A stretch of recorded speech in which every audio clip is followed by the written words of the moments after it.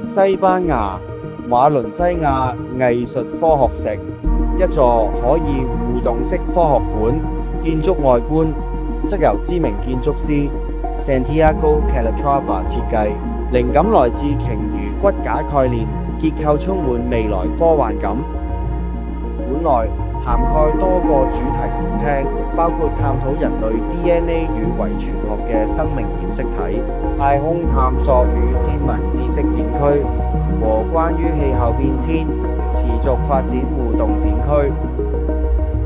科學館內有定期舉辦生動科學實驗 show 及工作坊，例如著名顫抖的科學，讓每一個觀眾